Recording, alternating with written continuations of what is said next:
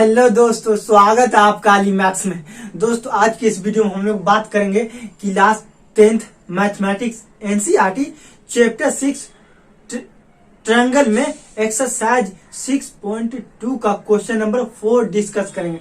तो चलिए question number 4 पढ़ते हैं, क्या बोलता है और क्या बोलता है निकालने के लिए।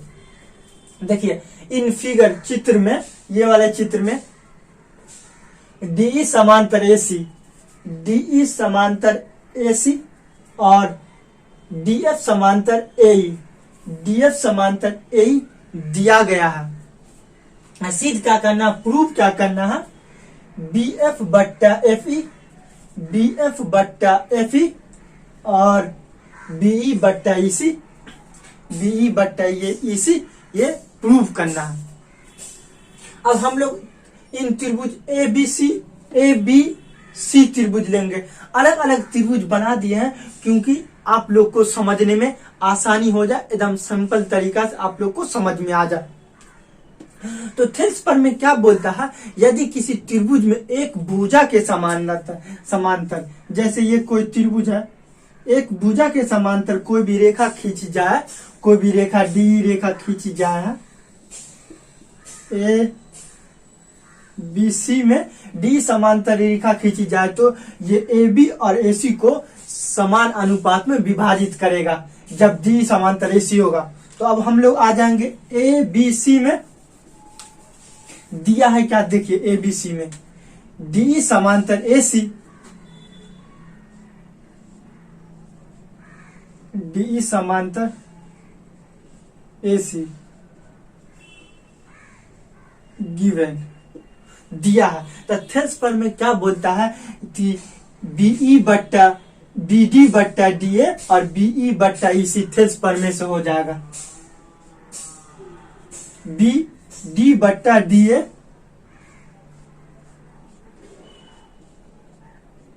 और बीई बट्टा ईसी थेल्स पर में से होगा। थेल्स पर में क्या बोलता है, यदि किसी त्रिभुज में एक भुजा के समानांतर, तो एक भुजा एसी के समांतर डी खींचा गया है तो ये दोनों भुजाओं को एक ही अनुपात में विभाजित करेगा। तो बीई बट्टा ईसी, बीई बट्टा ईसी कहां से, थेल्स पर में से बाय थेल्स से। समीकरण 1 मान लिए इसको। अब हम लोग आ जाएंगे त्रिभुज ए बीई में। अब त्रिभुज ए बीई इसको छोटा बना दिए हैं कि आप लोग को एकदम सिंपल तरीका के कॉन्सेप्ट से आपको समझ में आ जाए। ए बीई इसमें लेते तक गजमजा जाता, इसीलिए इसमें ले लिए कि आपको समझ में क्लियर तरीका से आ जाए। ए बीई में देखिए डीएफ समांतर एई दिया हुआ है, डीएफ समांतर एई, डीएफ समांतर एई क्वेश्चन में दिया है। तो देखिए ए बीई में डीएफ समांतर एस एई, डीएफ समांतर ए गिवन दिया है। तब जब भी कोई त्रिभुज में समांतर होता है तो थेल्स पर में क्या बोलता है कि यदि कोई त्रिभुज में एक भुजा के समांतर रेखा खींची जाए तो दोनों भुजाओं को एक ही अनुपात में विभाजित करता है। तो क्या आएगा, बी डी बट्टा डी ए बी एफ बट्टा एफ ई। तो क्या आएगा, बी डी बट्टा डी ए बराबर बी एफ बट्टा एफ ई, बी एफ बट्टा एफ ई, बी एफ बट्टा एफ ई कहां से, बाय थेल्स पर में से। अब आ गया ये समीकरण 2 ले लीजिए, समीकरण 1 का 2। देखिए अब थोड़ा बहुत कॉन्सेप्ट समझना होगा।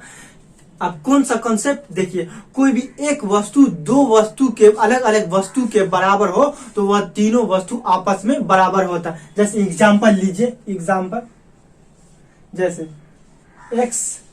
x बराबर 8, x बराबर 8 और y बराबर भी 8।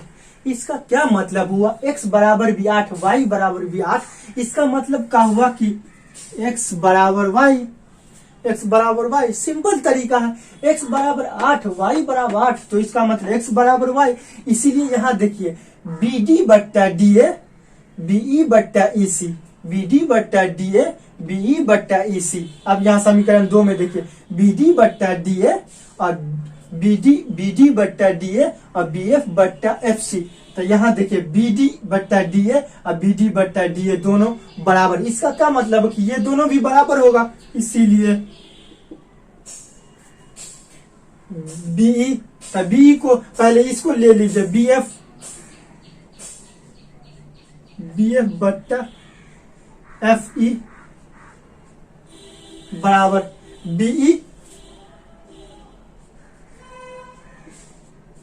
BE बट्टा EC, BE बट्टा EC। यही तो हम लोगों को लाना था, यही प्रूफ करना था, प्रूफ भी हो गया।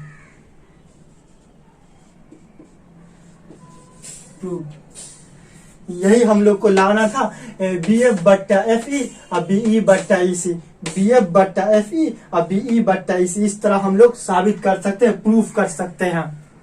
दोस्तों यह वीडियो कैसा लगा कमेंट में हमें बताइए। अगर आप मेरे चैनल पे नए हैं तो प्लीज सब्सक्राइब करके बेल आइकन घंटी दबा दें।